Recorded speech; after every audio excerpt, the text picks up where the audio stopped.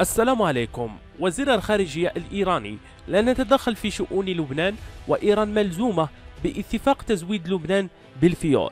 إن لم تكن مشتركا في القناة فاشترك، وإذا كنت من المشتركين لا تنسى الإعجاب بهذا الفيديو. أعلن وزير الخارجية الإيراني حسين أمير عبد اللهيان عقب لقائه مع نظيره اللبناني عبد الله بوحبيب أن الجمهورية الإسلامية الإيرانية ستبقى دائما وأبدا الصديق الصدوق الوفي للجمهورية اللبنانية الشقيقة في السراء والضراء على حد سواء.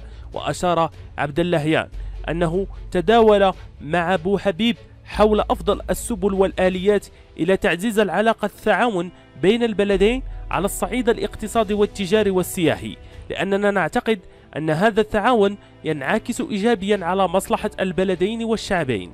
وأضاف عبد اللهيان: نحن نشعر بالسعادة الكبيرة لأن المشاكل والمتاعب التي يعاني منها لبنان تخف يوما بعد يوم من خلال اللقاءات الأخيرة التي جمعني مع معاليم اتفاقنا على تفعيل العلاقة الثنائية، وبدأنا نشهد بعض الخطوات الإيجابية والملموسة على هذا الإطار.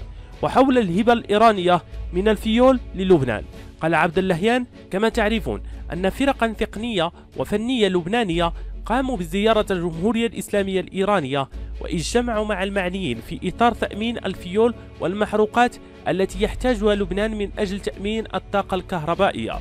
نحن مستعدون في إطار الدعم الكامل الذي نود أن نقدمه إلى لبنان أن نلتزم بالأمر الملقى على عاتقنا من خلال ذلك الاتفاق. وأكد عبد اللهيان أن الجمهورية الإسلامية الإيرانية من خلال امتلاك الطاقات العملية والتقنية والهندسية المتطورة والمتقدمة هي على أتم استعداد لإعادة بناء وتأهيل معامل إنتاج معامل الطاقة الكهربائية في لبنان، لا بل بناء معامل جديدة لإنتاج الطاقة انطلاقا من التوافق الذي يمكن أن نتوصل إليه مع الحكومة اللبنانية.